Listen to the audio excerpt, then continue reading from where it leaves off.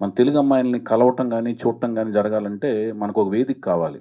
College దగ్గరికెళ్ళి beat ఎయటం గానీ, ఒక అమ్మాయిలు ఎలా ఉంటారో చూస్తాం గానీ, ఇవన్నీ వేరే విధంగా కన్వే అయ్యే అవకాశం ఉంది. సెంటర్స్ లేవు. ఈ మాధ్యమాలన్నీ గత 2007, 8 స్పీడ్ ఇంటర్నెట్ డెవలప్ అయిన కాడి నుంచి సోషల్ నెట్వర్క్స్ అన్నీ డెవలప్ అయినాయి. నేను కూడా ఫేస్‌బుక్‌లో చూసి నేనే అప్రోచ్ అయ్యాను ఈ అమ్మాయిని కూడా. అట్లా నాకు తటస్థపడింది కాబట్టి నేను అప్రోచ్ అయ్యి నేను బావుందని నేనే అప్రోచ్ అయ్యి నేనే అవకాశం అనుకున్నాను. కానీ అమ్మాయిని ఆ 2010 నుంచి అనుకుంటున్నా. ఎప్పటి నుంచి అనుకుంటున్నాను మైండ్‌లో. చాలామంది మన ప్రీవియస్ డైరెక్టర్స్ చాలామంది తెలుగు వాళ్ళని చాలా మందిని పరిచయం చేశారు. వాళ్ళు సూపర్ స్టార్స్ అయ్యారు. ఇక్కడి నుంచి నార్త్ ఇండియాకెళ్లారు. మనం ఎందుకు నా కెరీర్‌లో పరిచయం చేయలేకపోతున్నానని మనసులో ఎప్పుడు ఉన్నదానికి ఈ సోషల్ నెట్వర్క్స్‌లోంచి ఇందాక సుప్రియ గారు కూడా మాట్లాడారు కదా!